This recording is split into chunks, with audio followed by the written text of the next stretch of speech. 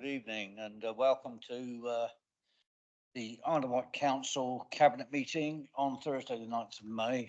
And I'm going to kick straight off. We've got a full meeting tonight, so I'm not going to waffle as I generally do. You'll be pleased to know you'll all be home before the witching hour. Right. First thing on the agenda is the minutes, pages 7 to 8, to confirm that it's a true record. Could I have any comment or any proposal? Sorry, I'm happy to propose acceptance of those minutes, Chairman. Seconded. All in favour? Thank you. Declarations of interest. Any interest, please? Thank you. Yes, I declare an interest on item 6B, as I am a trustee of one of the organisations listed there as being recommended for a grant. So I'm going to step outside for that item, and Councillor Andre is going to take that item, even though it's under my portfolio. Thank you. Councillor Fuller? No, I haven't got a declaration of interest. I was just thinking about the next meeting, which is full council next week, which I do have a declaration of interest for. I've just been reading the agenda. I'm so enthusiastic about it, but no, I haven't got a declaration. Haven't got an interest. Thank you, Councillor Fuller. Nice to see your pre-planning. Councillor Lucioni.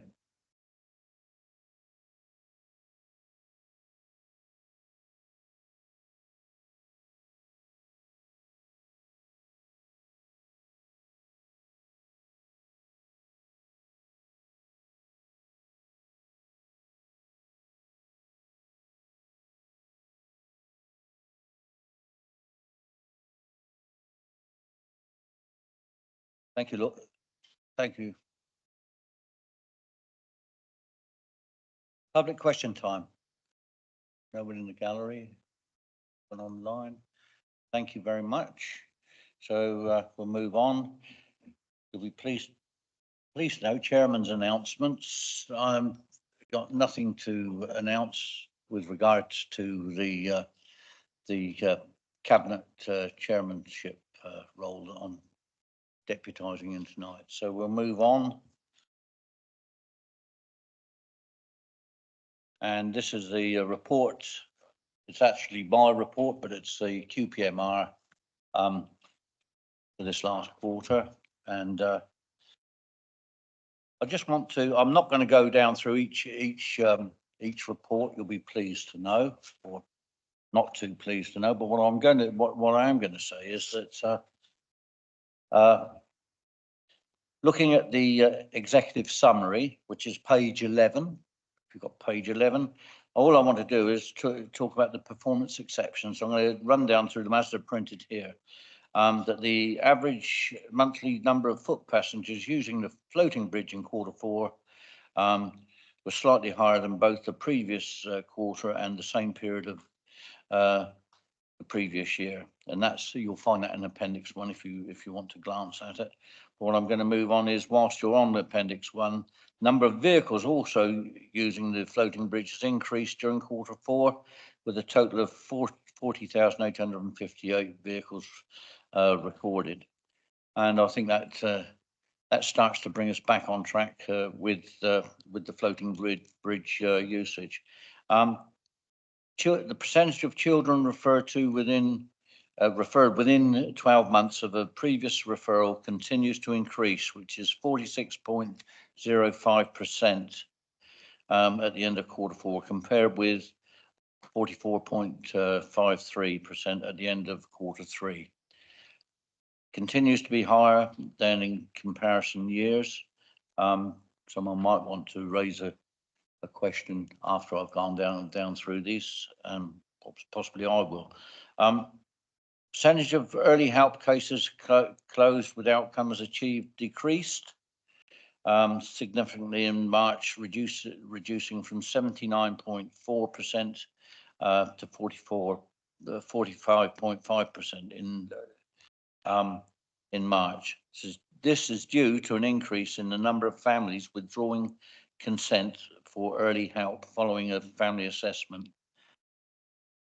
The percentage of primary schools rated good or better increased slightly to 78.4% in Q4. The percentage of secondary schools remains consistent at 50%.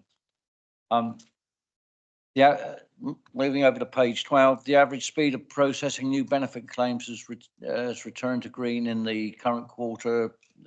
It was previously amber. The average speed of processing in March was higher than both the 2 previous years. And moving on to the number of one cards in issue remains amber. However, at the end of Q4, the total in issue was only slightly below target. And I think that, you know, Councillor Jones-Evans will be very pleased to note that and realise that we're actually coming good on our one card and our usage of our one leisure. What I want to do is just touch on the number of major planning applications received continues to be lower than in previous years, and the number of people on the housing register remains in red, with numbers consistent month on month. At the end of Q3, the number remains higher than the 2 previous years. You can make comment on various aspects of your portfolio within the QPMR if you so wish, but especially those that I've pulled out there. But what I would like to say is that housing, there's so much call and so much need for housing on the Isle of Wight as there is throughout the UK. But what I want to say is that the staff of the Isle of Wight Council and stakeholders and possible future partnerships will be taking things forward in the most appropriate manner and making sure that positive gains are made with regards to an increase in covering our homeless and our temporary accommodation, and making sure that we move in the positive and right direction in future months, and building a good base with what we've got now. And as I say, we are attracting, and thanks to the good work from officers and indeed the administration, may I add, we are making progress with attracting new players over to the Isle of Wight with regard to redevelopment and housing, and that can only bode well for the future. I'm inviting anyone else who wishes to mention anything on their portfolio now to please speak. So, Councillor Bacon. Thank you, Chair. As you mentioned, the referrals figure, those members who are interested will find there's a bit more detail on page 36. But most importantly, you'll know that the improvement in that area is part of the new quality improvement plan, and also the action plan that's been drawn up after the Ofsted visit at the end of last year. Otherwise, Chair, I've probably got an awful lot to say on other items, so I wasn't going to take time here. Just to say there's a very brief amendment on page 43 under the heading Corporate Services. The second paragraph there, which begins full council, that should read cabinet rather than full council for that decision. If I could ask that amendment is made. Would you like to read that out in full so that people can understand it's the contact centre that you're... I can read it out if you wish. If you would, please.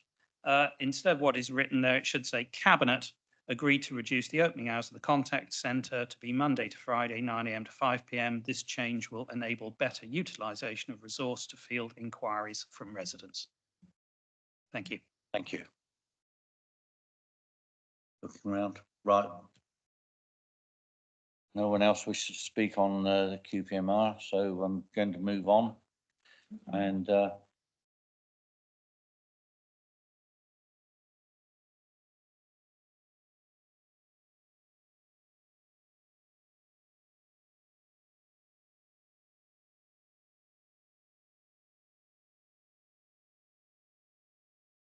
Nobody's report.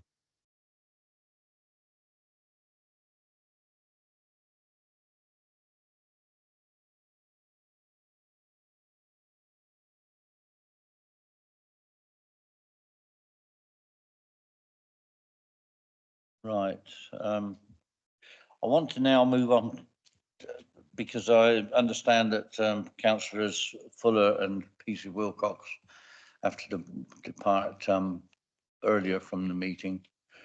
So what we need to do is to bring councillor Fuller's, let's start with this draft island planning strategy report. Councillor Fuller.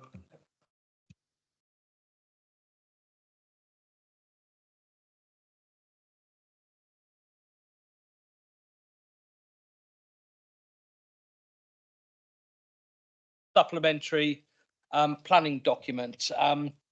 One of the issues that a lot of residents have raised in the last few years is about support for health infrastructure, and this was debated very fully the other night at scrutiny committee, and following the scrutiny committee's recommendations, I would like to add the following to paragraph 3.1 on page 347, which adds to 3.1. There may be circumstances where the characteristics of a particular development require a bespoke occupancy rate to be utilised, and this will be at the discretion of the local planning authority in conversation with the ICB.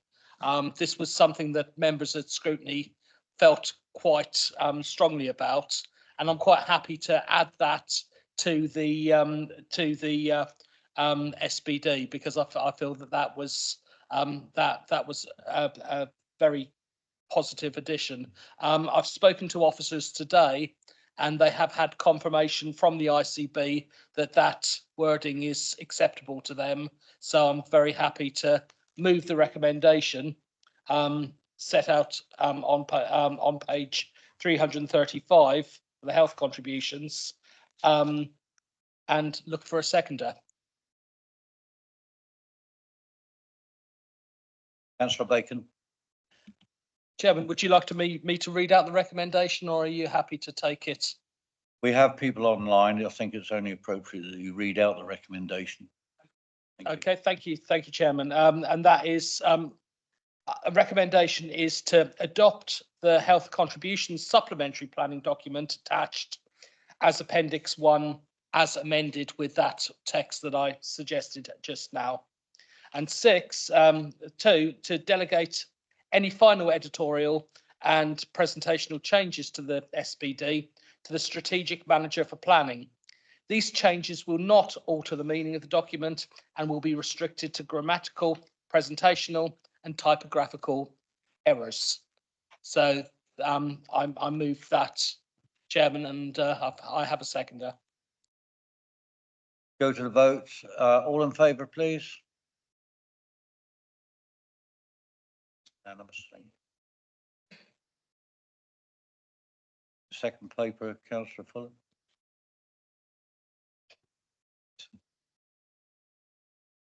Thank you.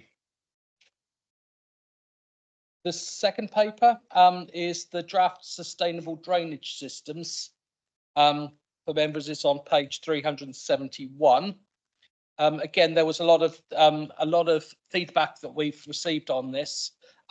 When going out to consultation, I think that most people that read this thought it was a very good document, and it was very well received by scrutiny the other night. I think certainly over the last few years, and particularly over the last 12 months, we have seen real concerns about flooding and the need to address surface water drainage. And I think this SBD goes some way to complementing that.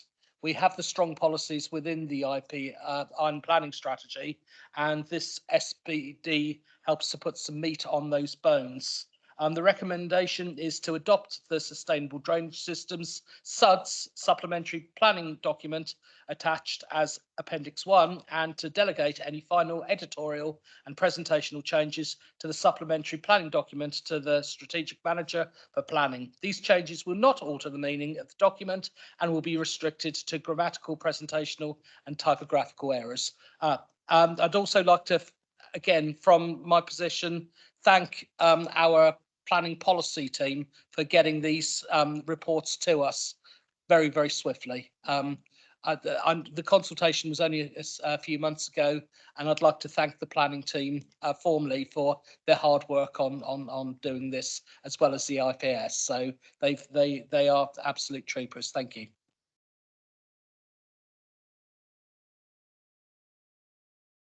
Councillor Luciani, you speak. Been seconded by. I seconded the first paper. Okay. Okay. Thank you. Got a seconder for this from Councillor Luciani.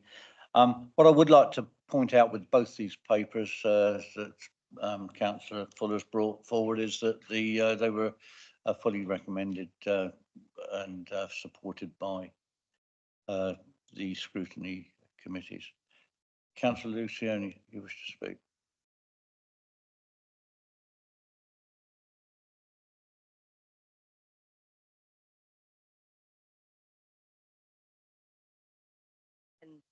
The meter squared feeding this policy like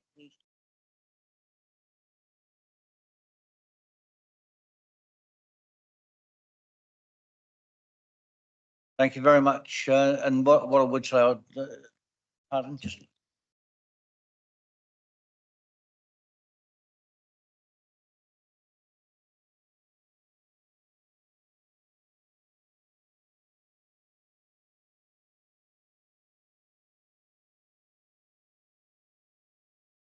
We didn't vote. Okay, we'll take a vote on the first item. All in favour, please show. My error as chairman, I omitted to do so. On the second paper, thank you.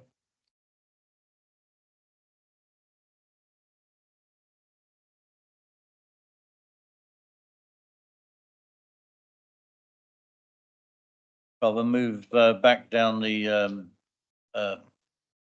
agenda again to allow Councillor Bacon to introduce his papers. Thank you. Thank you, Chair. So this is the report on childcare sufficiency, the sufficiency assessment. It's essentially an update report about the council's compliance with its statutory duty to ensure there is sufficient childcare provision on the island. The request in the report is simply that we note the conclusion, which I'll come to in a moment. The assessment itself is there in our very large bundle of papers at Appendix 1, starting at page 101. Of course, childcare is incredibly important, and one of the uses of this report is to inform the early years service in carrying out its functions. I think it probably easiest to just go straight to the conclusion of the actual report itself, which can be found on page 148, and I will quote from paragraph 8.1 for the benefit of those who are online and not read this. By the end of 2023, the Isle of Wight has sufficient childcare places to meet the current demand from parents for high quality childcare delivered through a diverse but slightly smaller marketplace of 78 childcare providers. This childcare marketplace consists of 13 school-based providers, 35 private, voluntary and independent providers, 30 childminders and 9 home child carers. There have been some changes, as the report notes, in the number of providers and an increase in fees, but these essentially reflect demographic and economic trends. I think it's important to note, as appears on the page 149, that quality is high, with 95% of settings and childminders being rated as good or outstanding. In passing, probably worth noting that in the main report, paragraph 13, recent national changes to funded early years care are identified, but of course, those have only recently been introduced, and we wait to see the impact of those, which will appear in this report next year, I assume. It will be interesting to watch. And so to conclude on this item, Chair, the final paragraph of the assessment itself.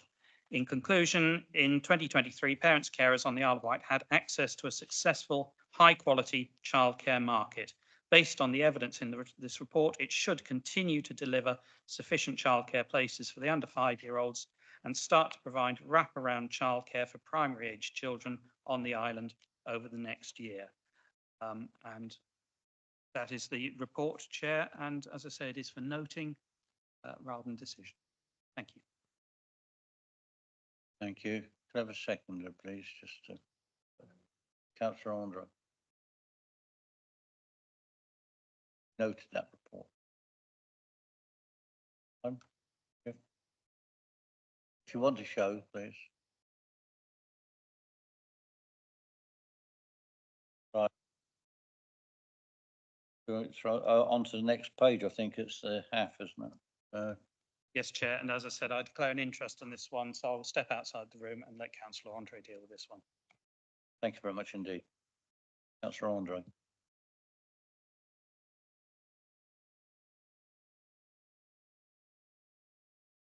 Thank you, Chair. I'm absolutely delighted to be putting this paper forward.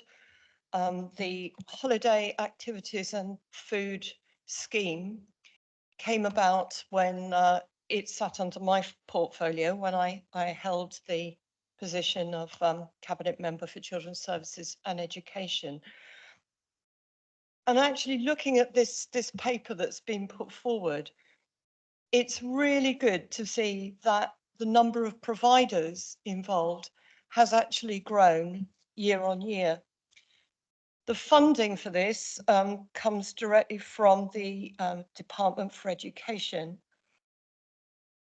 And it goes to the eligibility. It's primarily for children that are on free school meals. And it provides activities, as the name would suggest, during school holidays, but just as importantly, a hot meal. And I know, having visited a lot of these activities that have been provided, is that they can be far-reaching, because it's not just the children that it helps, but of course it's the parents and the families as well. For this particular round, which covers summer and Christmas 24, 19 organisations have bid across the island, and there will be provision for 7,735 places in the summer and 924 over the Christmas holidays. I'd just like to highlight that the funding for the summer and Christmas holidays have been allocated across 2 different grant streams. There's grant type A, which is for childcare places in existing schemes or clubs, or new schemes or clubs being proposed in priority and rural areas, which is particularly important that we have that broad reach. And grant type B is for holiday themed events, short activities, innovative projects and initiatives targeting both, again, priority and rural areas, but also older children and young people, 11 to 16-year-olds and their families. So without further ado, would you like me to read out the recommendation, which is option 1? Option 1 is that Cabinet approves the award of grants to the organisations identified in Appendix 1 to this report to a total value of £306,026.50. Thank you, Chair. Seconded by Councillor Lucioni. All in favour? Yeah. Thank you very much.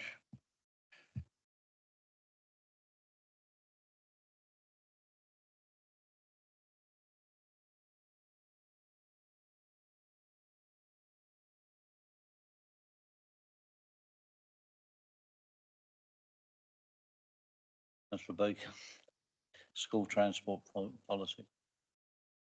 Thank you, Chair. Yes, this is the paper that starts at page 169. First thing to say, school transport policy has remained unchanged since 2015. But I'm sure we're all aware there are very severe pressures in this sector, particularly in relation to costs. So there was a consultation earlier this year, January to March, which has resulted in the recommendations which are set out in the report. Primarily, of course, designed to make the system more flexible and able to respond to children's needs as well as market pressures. If you'll bear with me, Chair, again, as we have people online, I think I should go through the recommendations in some detail. There are 6. First is for personal transport budgets, sorry, not budgets, personal transport budgets to be available to families where a child's needs or circumstances mean that the suitable transport is difficult to find or not available at all in the local operator market. The current policy has a number of options as set out in paragraph 19, but introducing the personal transport budget would offer flexible options for families to make suitable transport arrangements which can be tailored to a child's needs. It's something that's paid directly to the parents for them to make the transport arrangements. It should be said, though, that for the majority of service users, there will be no change to their transport. The second recommendation is to allow for development and delivery of an independent travel training service for children and young people with special educational needs who may be capable of travelling independently to their place of education. Some children will, in that bracket, will never be able to travel alone, but some may be with assistance and training. So the policy is there to introduce that possibility. Third recommendation, over on page 174 now, is to allow for regular review of the provision of passenger assistance. These are people assigned to support eligible children on school transport provided by the Council's School Transport Service to enable safe travel. At present, under the existing, or hopefully I can say shortly, the old policy, once assigned, the arrangements are not reviewed to take account of any changes. So this proposal is for a regular review to ensure that travel arrangements remain safe and suitable. I will take a little longer with recommendation 4, which is in 2 parts. The first is, I'll deal with them together actually, to increase the level of parental contribution for spare seats on transport and to introduce a charge for exceptions to policy, both with inflation-linked increases applied in future years. Essentially, the issue is that the current policy does not allow for an uplift, and what is proposed here is reflective of the fact that transport costs have risen significantly since the policy was last reviewed, which, as I said, was some considerable time ago. Paragraph 51 is probably the key one of interest. So if we approve this proposal, there's an increase from £390 to £570 of cost per academic year, and then that would be subject to inflationary increase thereafter. And that's due to be applied in September 2025. And it's effectively is 50% cost recovery. It should be said, however, the report notes that charges would only apply to a small number of children, approximately 56, who receive discretionary transport arrangements. it will not affect children entitled to free transport assistance. And in respect of the second part of recommendation 4, I think the report sets it out quite clearly. Paragraph 53, the council currently offer on occasion school transport assistance when there is no statutory duty to do so. Currently 14 benefit from this as an exception to policy. The council proposal is to introduce a banded parental contribution to any exceptions based on mileage, and those details are set out there in paragraph 54 over the page. Importantly, paragraph 55 notes families on a low income that receive certain benefits would not be required to pay the contribution. Recommendation 5, I realise I'm going quite fast, but there's an awful lot here.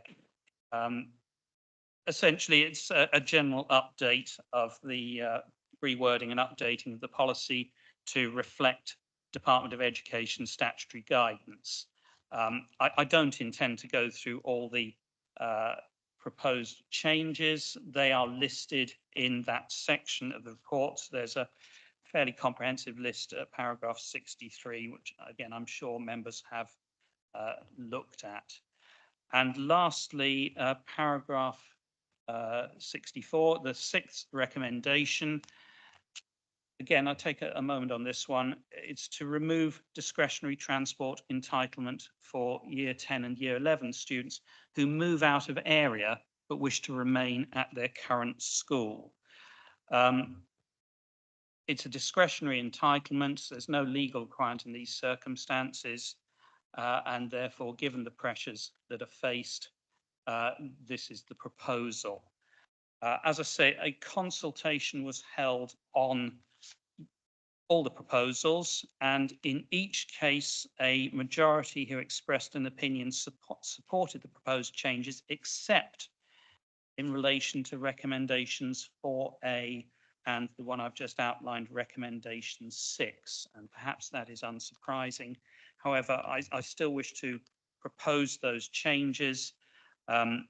The thought process and mitigation are set out in the report. In respect of spare seats, it is a discretionary power, and there is still a significant subsidy being offered, and therefore I feel justifiable.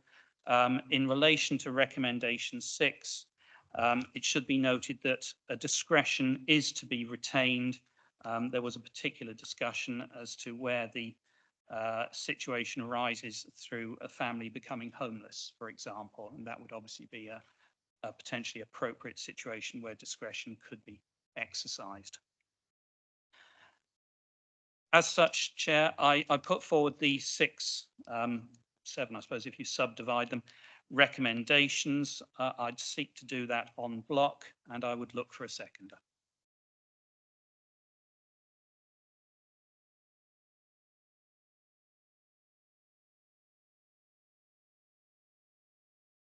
Used to speak, Paul? Yes, yes, thank you, Chairman. I think I'm very pleased with the report and the concessions being made to those families that have been made homeless. I think when you look at the level of people we have on the island that are living in, as you're aware, social rented property, and the fact that a lot of families have become homeless over the course of the last year and may continue to become homeless with new rules being set by government about rented accommodation. I think that is a concession that should be flagged up, and I'm very pleased that Councillor Bacon's done that. I think so long as there is an exception and the ability for children to be able to get to their school, because moving school can be quite disruptive, as well as losing your home. So I welcome that and thank Councillor Bacon for mentioning that. Thank you. Councillor Andre? Thank you. If I can just add to that, I am aware through sitting on several appeals that the transport policy that is set by the Department of Education can be rather prescriptive. And I think it is really, really good that we can actually, through this, have some discretion to actually adapt to the needs of our island families. Thank you. You, councillor Bacon. Thank you, Chair. I hope we can go to the vote now. I would just like to clarify to Councillor Fuller, to avoid any misunderstanding, I raised the homelessness example as an example where the discretion that is provided for might operate. It's not a specific concession for that, but it is an example of where, and I think, I can't prejudge, but it would seem to me a fairly obvious example where discretion should certainly be considered and may well be exercised. Thank you. We'll move to the vote then. Thank you. Councillor Bacon. I'll be pleased to hear this is my last one. So paper 6D, post 16 transport policy statement. Again, for a little bit of opening clarification, post 16 transport is something the local authority has no statutory duty to fund, but we do what we can. And as with the previous paper, the proposals follow a full consultation. And again, we have to say with almost everything we deal with that the proposals come within the context of severe and extreme budgetary pressures. On this paper, there are 3 recommendations, and again, I will take a little time to go through them. They are summarised on page 259, but detailed from paragraph 17 of the report onwards. The first is to introduce an annual parental contribution with inflation-linked increase being applied in future years. The council currently arranges transport for around 169 post-16 students, all of whom have an EHCP, so Education Health Care Plan. The council is currently funding all post-16 transport for those pupils where there is no statutory requirement to do so. The proposal is to introduce a parental contribution, and 2 options were considered, but the proposal is for a flat rate charge of £570, which might sound like a lot, but it is about 11% of the actual cost, which is of over £5,000 a year.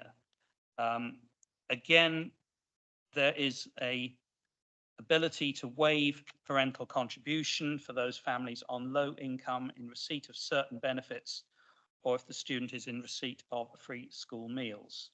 Furthermore, those families with a low income but not in receipt of certain benefit can evidence the imposition of charge would reduce their income to below the stated threshold, may apply for a discretionary waiver. The second recommendation, similar to the 5th on the previous paper, is again for a rewording and updating of the council's policy to ensure it reflects Department of Education statutory guidance. And there's a long list on page 263. I will not go through. Again, I'm sure members have reviewed that. Third recommendation can be taken quite briefly. Set out a paragraph 23, personal transport budgets to be made available to families where a child or young person's needs or circumstances mean that suitable transport is difficult to find or not available at all. Similar proposal to that in the previous paper. There's no such option in the current policy. So very simply, it felt wise to introduce one. And that is that third recommendation. Again, there has been consultation, and again, there was support for the majority of the options. Recommendations 2 and 3 were supported. There was not such much support for recommendation 1. Well, I think the figure's quite tight, so it just escaped me in the paper. But I'd hope that the paper shows that there is a need for that proposal from the council's perspective. It has been very carefully considered. Again, it is one of those situations, we have so many of them in this council over the years due to austerity, where something that is not a statutory service, we have to consider very carefully if we can provide it and how we can provide it, if at all. And as I sought to say, there is discretionary support remaining for those with special needs or on low income. So, Chair, again, with this paper, I would like to propose the 3 recommendations, say summarised on page 259, the front page of the paper, en bloc, and I would look for a seconder. Thank you. Seconder, please. Councillor Andre. Anyone wish to speak or make comment? I'm going to look over at the director and see if you would like to add anything to those papers at all. I see that the staff and the positive way of travel within children's services is making great strides. So if you would like to mention anything, please do.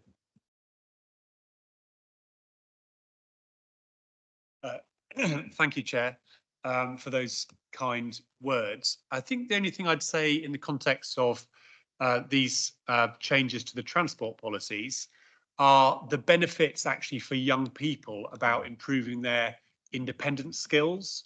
So I know that some families sometimes have concerns about independent travel training, but actually there's many, many great examples of how young people are able to develop their independence, and that's something that we're always looking to develop as early as possible, because obviously when these children grow up to be adults and they move into adulthood, we want them to be as independent as possible.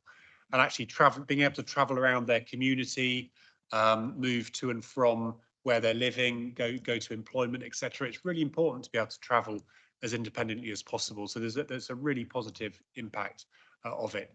And I think also, if I may just add a point about the holiday activity fund activities, I think it's another example of what an absolutely fantastic voluntary sector we have on the island. We're really fortunate to have such a wide range. And I know they're not all voluntary sector groups partaking in that programme, but we have a brilliant range of voluntary sector organisations, and they have a huge impact on the quality of provision we were able to offer our children, young people and families. So we're very grateful to all the work that happens in the voluntary sector as well. Thank you. Thank you very much indeed. We go to the vote. Right, moving on then. We haven't gone to the vote. Do you want to go? Right, anything else to add after the director's? Right, all in favour, please. Thank you. Unanimous. Moving on to Councillor Andre and the Household Support Fund. And I will be asking the director to make comment after you presented, Councillor Andre. Thank you, Chair. Yes, I'm very pleased to bring this paper forward. This is the 5th iteration of the Household Support Fund, which comes directly from the DWP, Department for Work and Pensions, but is administered by the Isle of Wight Council. It does align very well with our corporate plan aspirations around adult social care and public health. And approval of these recommendations would link to placing the health and well-being of residents at the centre of what we do, and to support the development of a co-produced island anti-poverty strategy, which I am very much working with others on at this time. Just a couple of things I would like to highlight from this. As can be seen within Appendix 1, The allocation categories can be summarised for this particular round of funding as top-up food voucher schemes for those in crisis and need. Local council tax support recipients will be eligible to a one-off food voucher of £25 per household. Help through crisis grants to aid a range of emergency need and support. Our community pantries, which are proving to be extremely successful, and we may have another couple in the pipeline, to aid our community pantries to reach within the community and build their sustainable models. Community grants to develop local initiatives where community and voluntary groups, along with town, parish and community councils, can apply for funding to support the community with both food and fuel projects. And finally, it can cover administration costs to oversee and coordinate the prospectus, grant applications, reporting and grant monitoring arrangements. Appendix 2 clearly sets out the grant application process, and I'd like to highlight that the window for grant applications opens on the 28th of May and closes on the 14th of June. And it's very clearly sets out the parameters and the criteria.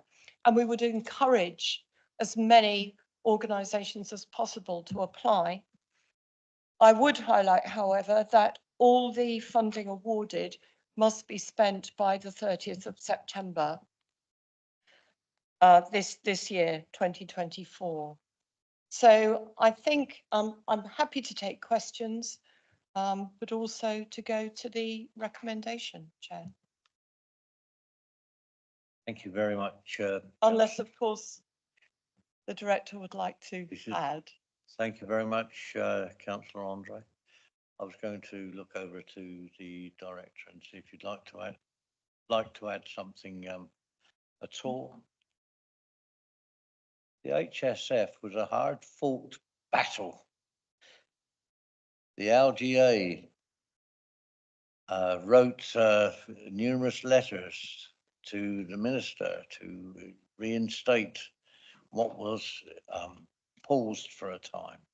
And I think that what we should be doing is absolutely following the lead of our cabinet member to say, you know, this is out there, it's supported. We did eventually get a chunk of money from central government, and we'll use it well and wisely. But if you'd like to just add, and even if you just say, well done, LGA, I'll be grateful. Thank you, Chairman. I'm aware that it was a hard-fought fight, local government association, as well as other parts and other lobby groups. We absolutely welcome the additional new funding to support the continuation of the household support projects that we've supported so far. And I think we should acknowledge the great impact this has had for local residents. The Isle of Wight's residents have benefited directly from the additional funding that's been made available, hard fought for and not, over the past 18 months to 2 years now. And this money continues to be essential to support vulnerable people in our communities. Thank you. Thank you very much. I did note that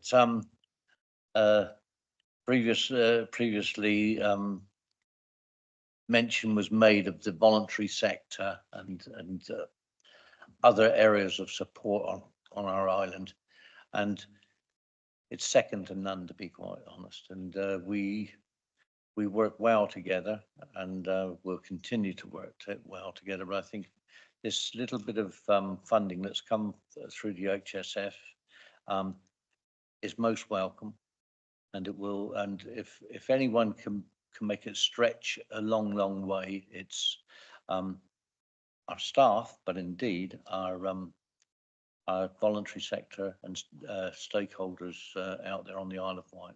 They certainly know how to make a pound achieve more than it possibly ever could or should. Right, I'm going to move back to councillor Andra then. Thank you, Chair. And I would like, before I go to the recommendation, I'd just like to add, as you mentioned about the amount, the Isle of Wight's share of the Household Support Fund 5 is £1,131,576 hard fought pounds. And that is just for this round from the 1st of April to the 30th of September. I thought that might be of interest. And I shall now go to the recommendation. So the recommendation is in two parts. Firstly, to approve the allocation of the household support funding and distribution in accordance with the process outlined in Appendix 1 and 2 to this report. And secondly, to delegate approval to the Director of Adult Social Care and Housing to allocate the Household Support Fund, including the reallocation of any underspend, to recipients that meet the criteria. This will ensure that the allocation of the funding meets the approvals set out in this report, that the Isle of Wight Council can rapidly adapt the approach to ensure that local needs are met. Thank you, Chair. Could I have a seconder, please? Thank you. Councillor Bacon. Move to the vote. All in favour? Councillor Fuller, thank you. All in favour?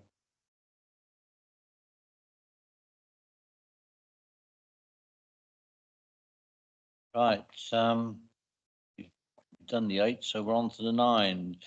Zebra, or is it zebra? Either way, it falls to me to take this paper forward, and you'll be pleased to know that what Zebra stands for is Zero Emission Bus Regional Area Fund Project. And the Isle of Wight and Go First. Was it Go Ahead? Go Ahead. Have been successful in their bid for funding. I'd like to find, here it is. I've found my notes here, my paper. We've gone out, we've received some funding from government at this moment in time, and what I'd like to say is what is it? What is Zebra? Well, it's actually going to provide us with through the bid, it's going to provide us with a bus service down through the urban routes of, shall we say, Newport Cows, Newport East Cows, and Newport Ryde. Some buses that are going to be zero emission, and it's also going to provide us with an opportunity to expand our charging points as well. With I'm going to pass it over to Stuart Chandler, who's worked hard on this, and once again, this is proving partnership working with the Isle of Wight Council, our staff, and external stakeholders. But I would just like to say that, you know, the amount of funding that the Isle of Wight Council is putting in is 500,000 in return for 12,700 or 12,700,000 or thereabouts, I believe. Yeah, no, thank you, Chair. Yeah, the opportunity here was one presented to us in autumn of last year from the Department for Transport, where they set out that authorities, predominantly rural, and those that weren't successful in the first round of Zebra funding had an opportunity to bid for zero emission bus funding. And we, following an expression of interest, was submitted in the autumn. We were then submitted a business case, which then turned out to be successful. The scope of the project, unfortunately, doesn't cover the whole island. It is focused on those routes mentioned by the Chair in respect of Newport to Cowes, Newport to East Cowes, and Newport to Ryde. based upon the intelligence that we have on the range of the vehicles and the technology available at this point in time, and working with Go South Coast and their Centre of Excellence in London, where they've got a vast experience of operating zero emission vehicles, they came up with these as being the 3 viable routes for the island upon which we can build on in future years. So this opportunity from Department for Transport is a contribution to the overall capital funding for the vehicles. With 20, it will equate to 22 zero emission vehicles and the charging infrastructure and a bit more for the fleet. And again, the charging infrastructure will not require a new base to be established. It will be adapting their depot at Nelson Road, Newport. What that does mean then is that almost half of the entire fleet of local buses on the island will be zero emission once introduced. The next phase will be to go through for Southern Vectis for a grant agreement. They'll be provided the funding to go for a procurement phase with looking to have contracts in place by the back end of this year. And there will be a lead time that is likely to mean that the wheels will start turning on these new buses and the infrastructure in place as of April 2026. As the chair mentioned, this is a contribution of just under £5 million by the Department for Transport, with another £500,000 being contributed by the Isle of Wight Council through S106 contributions.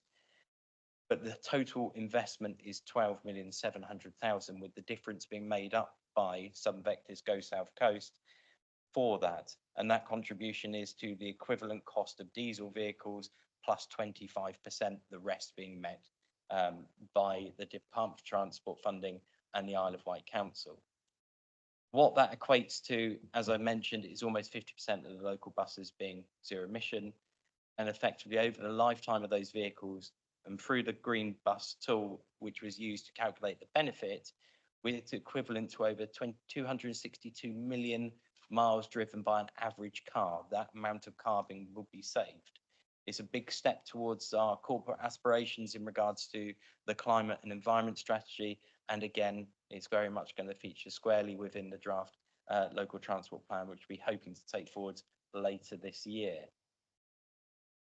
But that's pretty much the summary of the report and the proposal in front of us to really, take this forward under delegation with our strategic director for corporate community services. Thank you.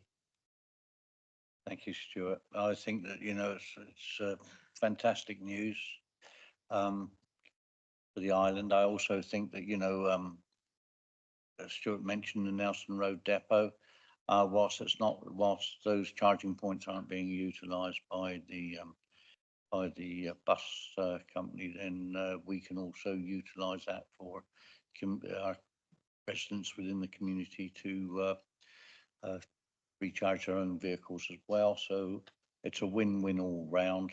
And for the amount of outlay from the Isle of Wight Council and what we're getting for our money, it's a no-brainer. We've just got to go with it. And as I say, enjoy in April 26, the start of zero emission buses on the Isle of Wight, which I know that cabinet members will all agree is part of our corporate plan and the way that we want to push these things forward.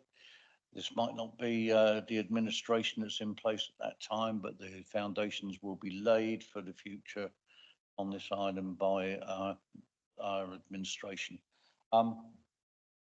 So I'm going to read the recommendations out, and the recommendations are: option 1, Cabinet approves delivery of the Zebra 2 project in line with the bid submitted and the funding awarded. And option 1A, to delegate authority to the strategic director for place in consultation with the strategic manager for legal services to negotiate, finalise and enter into grant funding agreements with Southern Vectis (Go Ahead Coast Limited) to provide electric buses and charging infrastructure in line with the Zebra 2 bid. Look for a seconder. Sorry, to clarify, Chair, that was the Strategic Director for Community Services. Apologies that it's placed within the report. Thank you very much indeed. And I'll tell you what, Stuart, this building isn't big enough for him to hide anyway, so we'll find him. Thank you. Did I get a seconder, please? Thank you. Councillor Bacon seconded. All in favour, please? Thank you.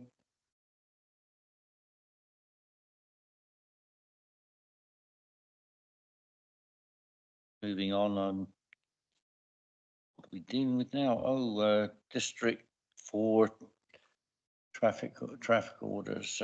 TRO review for Alveston, Arraton, Lake, Newchurch, Sandown and Shanklin. In your large document, it's page 529 and 616. Councillor Fuller. Yes, tonight I'm going to be Phil Jordan, so I'd like to thank officers for the comprehensive response to these TROs. Again, I know that some of those TROs have been around for or suggested for many years. And I know I've had my ears a bit by Debbie earlier on about the TROs. What I would like to sort of like put reference to is that, you know, a lot of these proposals have received some objections, but one of the ones particularly that I highlighted was the TRO that is proposed for Orchard Road in Shanklin. Again, one of the issues I understand with that TRO is that there is a real problem with parental school drop-offs, which is causing a hazard to local children in the area.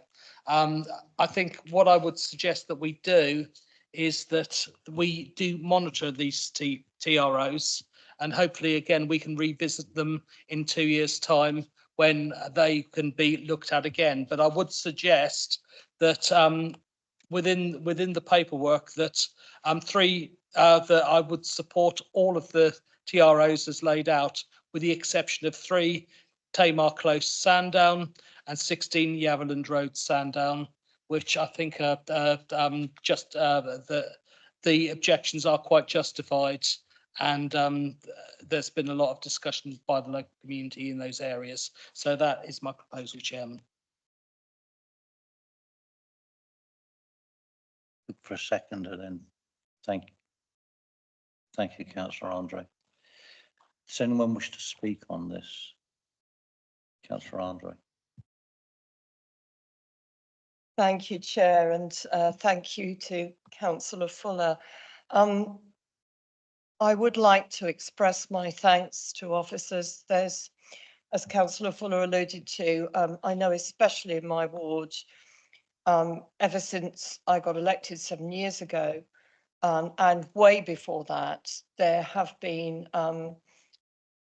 issues, and I think it's important to note that they're traffic regulation orders, but they do actually affect people's lives. And I know there are certainly some that have been brought forward here.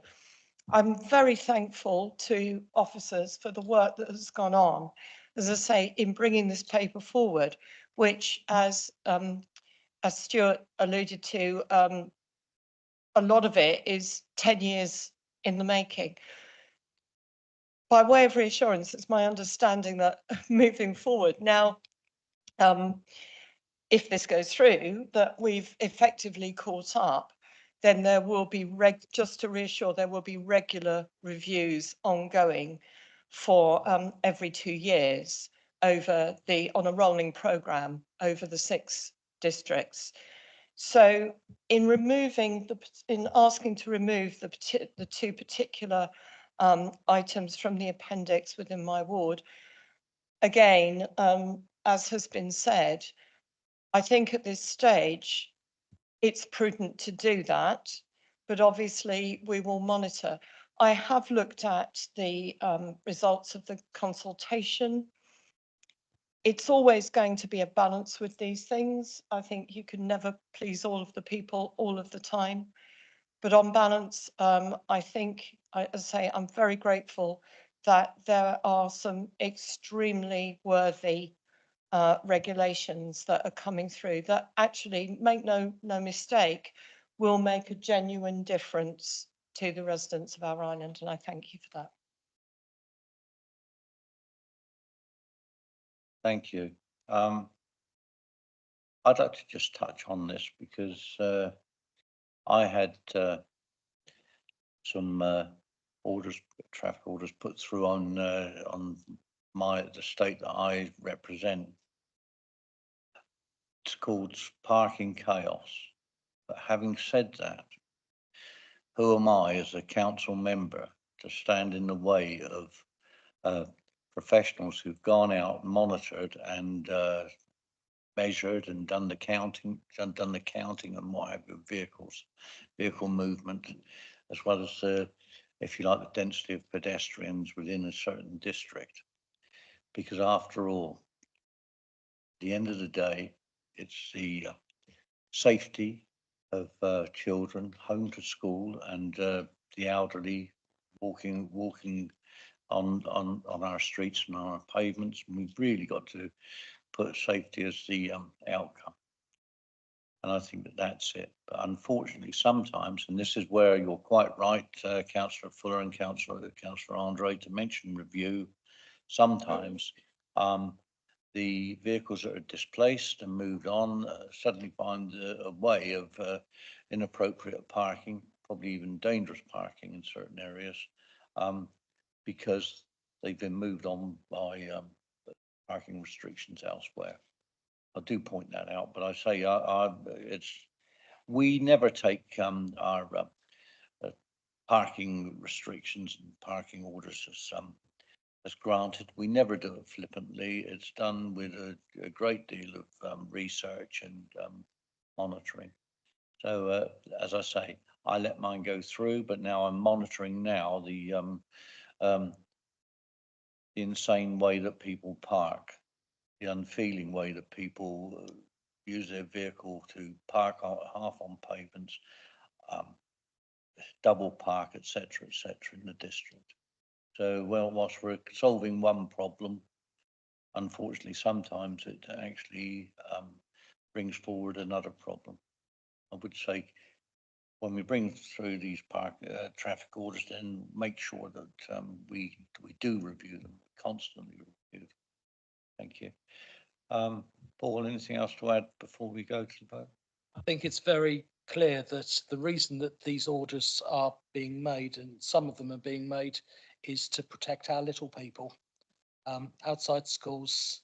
I think a lot of parents drop their children off with the best intentions, but sometimes things can go a little bit awry. And I think that at the end of the day, to have an injury that occurs to a little person is something none of us want to have on our conscience. So again, I think it's important that we continue to monitor this and look forward to receiving a seconder. Thank you. Thank you, Paul.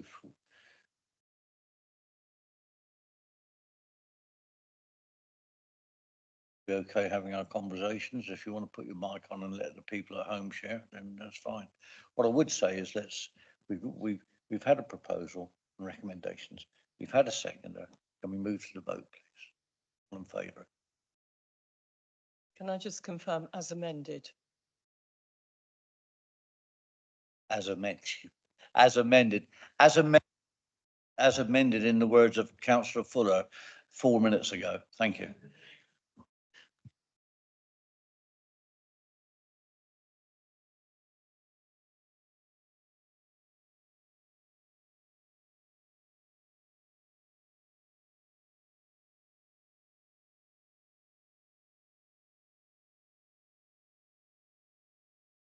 Oh, thank you.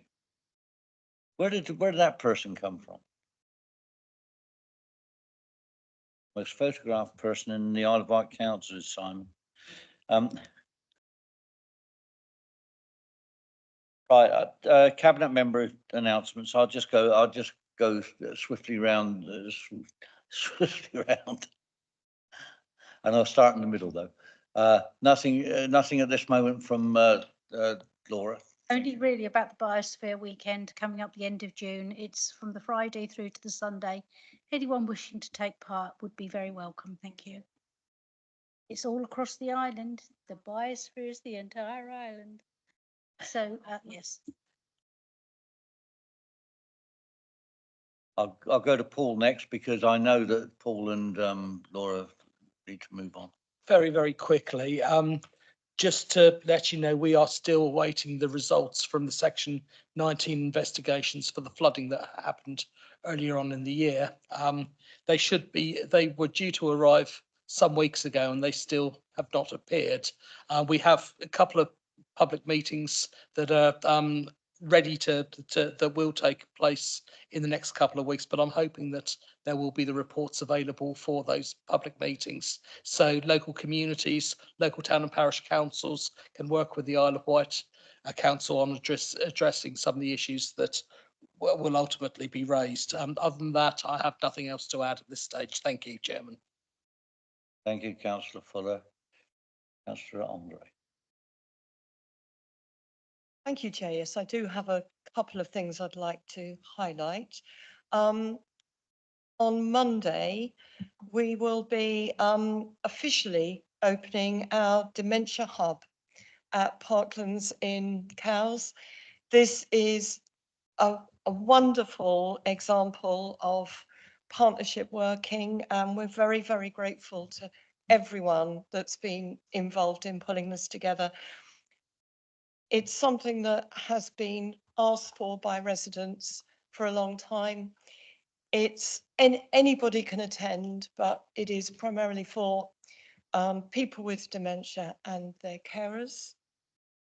And also, I'm delighted to say that we are investing in new technology, which we're rolling out, which will very much support and help our residents on the island, those that just need that little bit of extra support. And it also fits with our strategy of keeping people in their own homes independently for longer.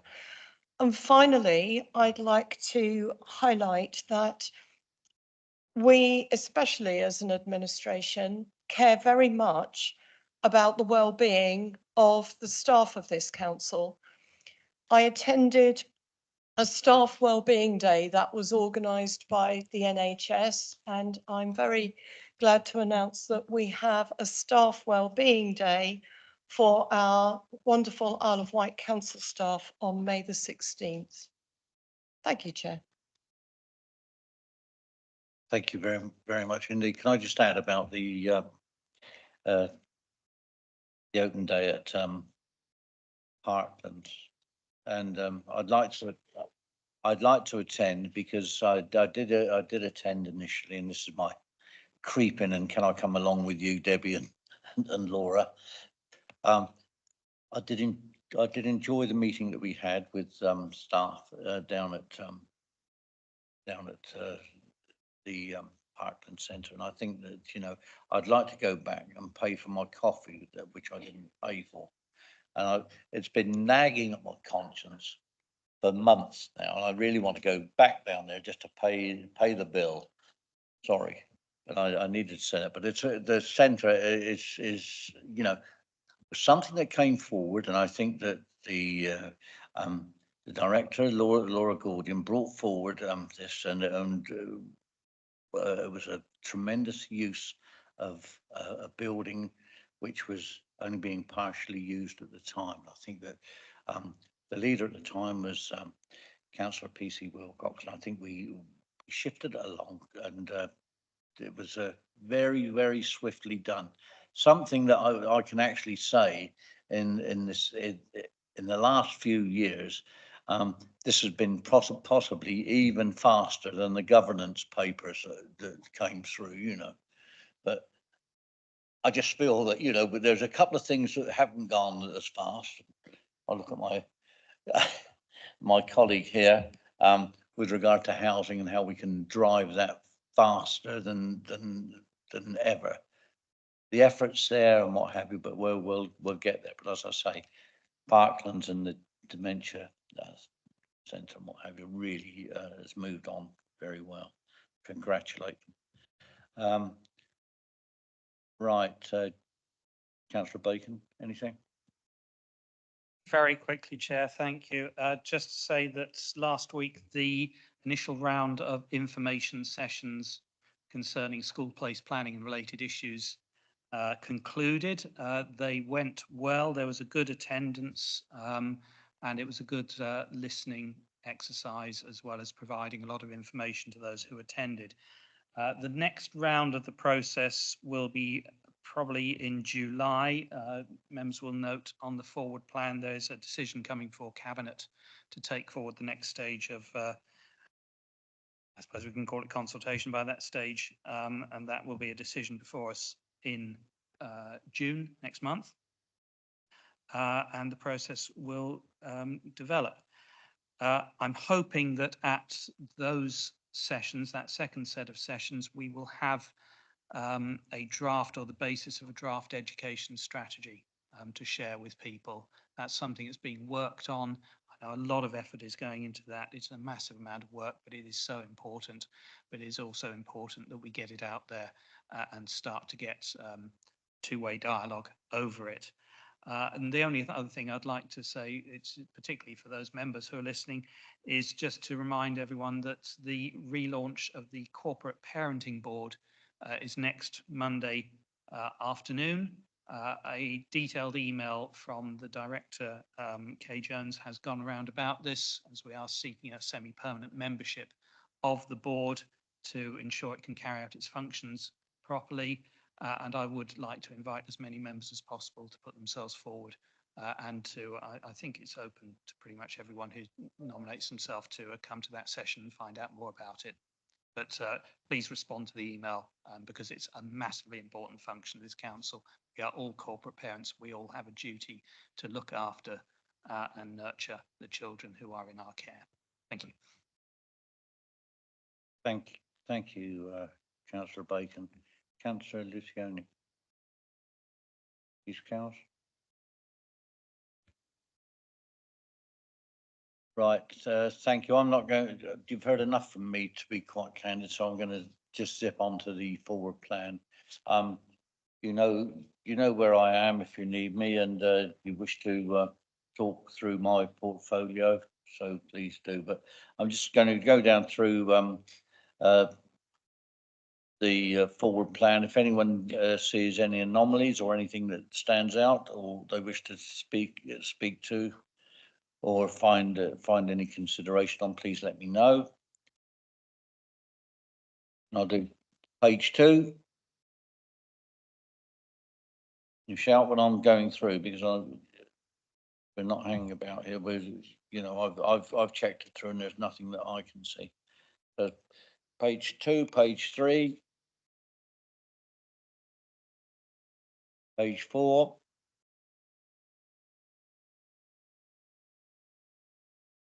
Five.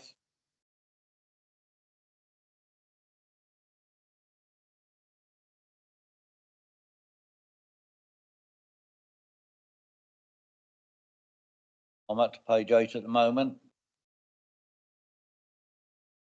I'm okay. Has anyone got anything else that they wish to bring forward from the forward plan? All had opportunity to make comment. Thank you very much indeed. Right. Just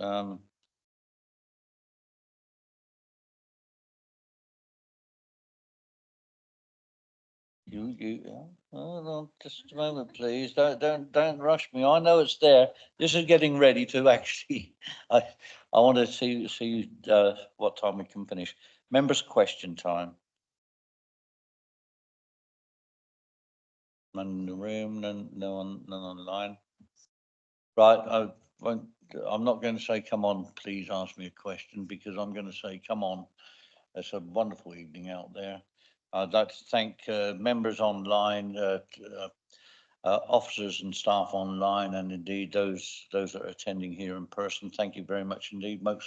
Most appreciated. I'd like to thank our youth MP, and I hope that Councillor Andre is going to introduce the young man to come forward and take part in the. Thank you, Chair. I would very much like to introduce to everyone here and also anyone listening in that we have a newly elected youth MP, Aydin Gumas, and he is here at Cabinet tonight. Would you like to say something? Hello, is this working? Yes. Yes, so I've recently been elected. We've had the full council elections. It's been really good to meet everyone. On Tuesday, it was my first month anniversary, if you like. So it's all just been a bit of finding my feet, meeting with the council, but it's been really interesting to hear your plans, especially I know there was lots of talk about young people, which was really nice to see. I think that's all I. Oh, yes, sorry. So during the campaign process, I set out 3 main priorities. I know I was talking to Councillor Bacon about potentially working with him on that. So number 1, I want more opportunities for young people, so work experience, but also activities. When I spoke to them, they were really keen on that. Number 2 was school uniform policy in schools. It's a controversial one, but I know so many young people feel very restricted. So I said that I'm going to try to relax rules. I'm not a fan of getting rid of them, but that's something I've been working on. And number 3 is safety, in particular vaping, which has been my primary focus because I think that's really bad at the moment.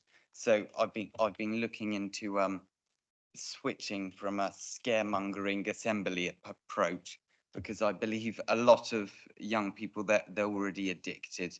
So I've arranged a meeting with Graham Biss. I know you gave me his details. Also the Chief Inspector and the St Mary's Youth Forum group.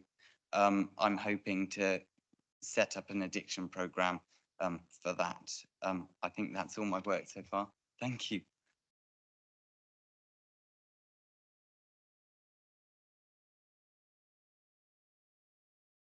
Thank you, and it was really good to see both our Cabinet member and our director taking notes. Thank you, Aydin.